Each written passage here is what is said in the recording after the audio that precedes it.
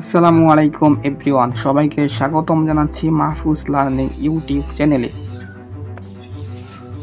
আজকের ভিডিওটি খুবই ইন্টারেস্টিং হতে যাচ্ছে, কারণ আজকের ভিডিওতে আমি 5টি এমন ট্রিক্স বলবো যে 5টি ট্রিক্সের মাধ্যমে তুমি তোমার হাতের লেখাকে সুন্দর, দ্রুত এবং স্পিড করতে পারবে। তাহলে শুরু করা যাক আজকের ভিডিওটি দেখার আগে অবশ্যই চ্যানেলটাকে সাবস্ক্রাইব করে রাখবে, কারণ সামনে আরও এরকম স্ট্র্যাটেজিমূলক ভিডিও আসতে যাচ্ছে। হাতের লেখা সুন্দর করার জন্য তোমাকে 1 নাম্বার অবশ্যই একটি স্টেজে ফলো করতে হবে। তোমাকে 5টি স্টেজে ফলো করতে হবে।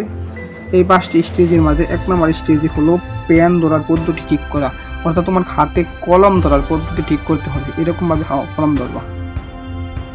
অনেকে আছে কলম ধরতে পারে না, অনেকে বিভিন্নভাবে কলম ধরে, যার কারণে তাদের হাতের লেখা সুন্দর হয় না, হাতের লেখা নষ্ট হয়ে যায়। কলম ধরার সঠিক নিয়ম যদি ঠিক থাকে তাহলে অবশ্যই তাদের হাতের লেখা ঠিক হবে।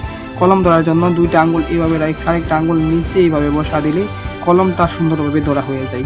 অবশ্যই কলম ধরা কিন্তু হাতের লেখার ক্ষেত্রে অনেকটাই এফেক্ট ফেলে, এই জন্য আগে কলম ধরার পদ্ধতিকে ঠিক রাখতে হবে। 2 নম্বরে যে স্টেজে ফলো করতে হবে, তোমাকে নিয়মিত অবশ্যই প্র্যাকটিস করতে হবে। আজকে প্র্যাকটিস করলা, কালকে প্র্যাকটিস করবা না, এমন হবে না। প্রতিদিন অন্তত 10 মিনিট রাখবা, পড়ার ফাঁকে ফাঁকে তুমি হাতের লেখা প্র্যাকটিস করবা এবং টাইমার চালু করে তুমি তোমার হাতের লেখাকে সুন্দর করার চেষ্টা করবা। 3 নাম্বার স্টেজে ব্যবহার করা, অর্থাৎ রুলার লাইন ব্যবহার করা, অর্থাৎ তুমি যখন লিখবা তখন অবশ্যই এরকম একটা স্কেল দিয়ে নষ্ট কলম দিয়ে দাগ টেনে লিখবা। এইভাবে দাগ টানলে কি হবে, তোমার হাতের লেখাটা লাইনটা অবশ্যই ব্যাকা হবে না। লাইনটা যদি ব্যাকাও থাকে তাহলে সেটা ঠিক হবে।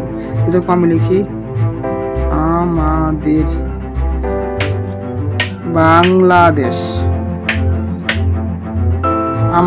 বাংলাদেশ। এভাবে লেখার ক্ষেত্রে আমাদের হাতের লেখাটা অবশ্যই সুন্দর হবে এবং আমাদের যে লাইনগুলো আছে এই লাইনগুলো সোজা হয়ে যাবে।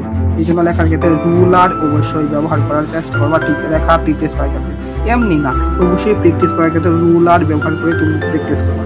4র্থ স্টেজে আরামদায়ক করে রাখা। অনেকে আছে লেখার ক্ষেত্রে অনেক চাপ দেয়, অনেক জাতা দিয়ে লেখে, যার কারণে লেখাতে এই পাশ থেকে এই পাশে দাগ পড়ে যায় এবং ওই সাইডের জায়গাটা নষ্ট হয়ে যায়। এই জন্য তোমরা লেখার সময় অনেক জায়গা দিয়ে অনেক জোর দিয়ে না লিখে সুন্দরভাবে আলতোভাবে আরামদায়ক করে লেখার চেষ্টা করো। 5ম স্টেজে ধীরে ধীরে স্পিড বাড়াও। তুমি আজকে লেখছ, এভাবে একদিনে তোমার স্পিড অবশ্যই অনেকদিন প্র্যাকটিস করতে হবে। অনেকদিন প্র্যাকটিস করার দ্বারা তোমার হাতে লেখা সুন্দর স্পিড বাড়বে। একদিনে কখনো এক কাজ সম্ভব না। এই জন্য প্রতিদিন অন্তত 10 মিনিট প্র্যাকটিস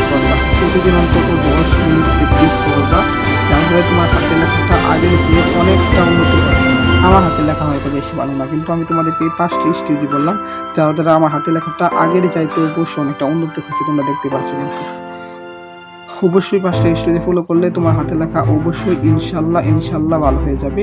আজকে ভিডিওটা এ পর্যন্তই, দেখা হচ্ছে পরবর্তী কোনো ভিডিওতে। আসসালামু আলাইকুম।